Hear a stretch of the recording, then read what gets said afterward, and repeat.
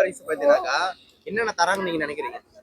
எப்பவும் குடுக்கறது அதுல ஒண்ணுமே இல்ல. முக்காவாசி அவங்களே அடிச்சிடுறாங்க. அதுல பேசுறதுக்கு ஒண்ணுமே இல்ல. இல்ல அதுல மேக்ஸிமம் என்ன தர போறாங்க? 1 கிலோ அரிசி கொடுக்க போறாங்க. ஒரு கரும்புன்னு சொல்லிட்டு ஒரு முழு கரும்புன்னு சொல்றாங்க. ஆனா அது முழு கரும்பு கிடையாது. ஒரு துண்டு கரும்பு தான் இருக்குது. வெள்ளம் லட்டு மாதிரி.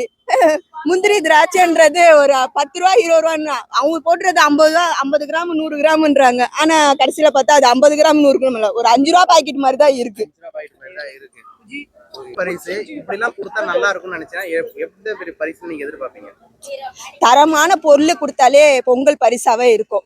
ஒரு கவர்மெண்ட்ல இருந்து ஒரு ஏழைப்பட்ட குடும்பத்துக்காக கொடுக்குற பொருள் வந்து தரமான இருந்ததாலே எனக்கு ரொம்ப சந்தோஷமா தான் இருக்கும். நான் அதை தான் விரும்புவேன். அவங்க கொடுக்குற அந்த 1 கிலோ அரிசியே தரமா இருக்கணும். கொடுக்குற திங்ஸ் வந்து தரமான இருந்ததாலே போதும். ஒரு பொங்கலுக்கு தேவையான திங்ஸ் அவங்க கொடுக்குறாங்க. ஆனா அதுல எந்தவுமே கரெக்டா இருக்கிறது இல்ல. அதுல பாதிக்கு மேல வர்றதும் கிடையாது. இது எது கொடுக்குறான்னு அட்டவணை மட்டும் கொடுக்குறாங்க. ஆனா அதுல இருக்க மாட்டுது. அதான் என்னோட கருத்து. இப்ப அவங்க கொடுக்குறாங்களே கரும்பு, வேஷ்டி சட்டை அதெல்லாம் மொத்தமா எவ்வளவு இருக்கும்னு நினைக்கிறீங்க? அது மிஞ்சி பண்ணா ஒரு 500 ரூபா 600 ரூபாக்குள்ளதான் இருக்கும். அதுவே அவங்க கொடுக்கறது அது அவ்வளவு கூட வரதுக்கு வாய்ப்பு கிடையாது.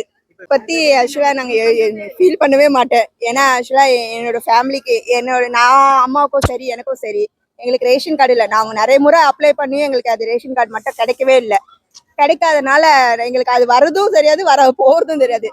ஏன்னா இதுக்கு ஒரு இப்பதான் மேரேஜ் பண்ணிருக்கேன். அதனால மேபி எங்க ஹஸ்பண்ட் வீட்டுல வேணா அதை வாங்கறதுக்கு வாய்ப்பு இருக்கு. அதை பத்தி எனக்கு எந்த வருத்தமும் கிடையாது, கவலையும் கிடையாது. அதை யூஸ் பண்ணவே மாட்டேன். ஓகே, இந்த 1000 ரூபாய்ன்றது உங்களுக்கு பெரிய விஷயம் இல்ல. ஆனா அந்த 1000 ரூபாய் நம்பி பொங்கல் கொண்டாடலாம்னு ஊர்ல நிறைய பேர் இருப்பாங்க. கண்டிப்பா அதுக்கு எந்த அளவுக்கு கஷ்டங்கள் இருக்கும்?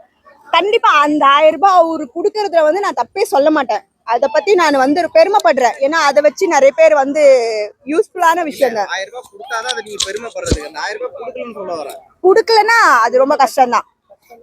ஏன்னா அதை ஒரு சிலர் வந்து ரொம்ப நடுத்தர மக்கள்லாம் இருப்பாங்க. அவங்களுக்கு வந்து அதை நம்பி இருக்கிறவங்க கூட இருக்காங்க. இது வந்துச்சுன்னா இன்னைக்கு எதனா நம்ம செய்யலாம் அப்படின்னு நிறைய பிளானிங்கோட இருப்பாங்க. அது கொடுக்காம இருந்தா அது ரொம்ப தப்பா இருக்கும். எந்த வயசுல இருக்கவங்க ரொம்ப கஷ்டப்படுவாங்கன்னு நினைக்கிறீங்க?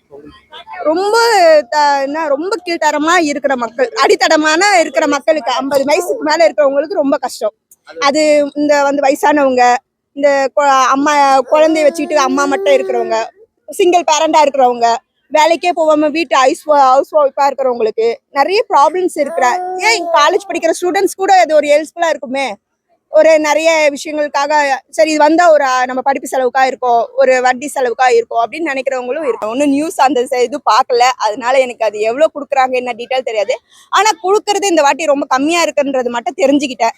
யாரு அரசியல்ல வந்தா இதெல்லாம் அதிகமா நல்லா செய்வாங்கன்னு நினைக்கிறீங்க? யாரு அரசியல வந்தா செய்வாங்கன்றது கருத்து வந்து எல்லாரும் நான் செய்யறேன் நீ செய்யறேன்னு நிறைய சொல்லுவாங்க. எனக்கு தெரிஞ்ச அண்ணா வந்தா நல்லா இருக்கும்னு நான் ஆசைப்படுறேன்.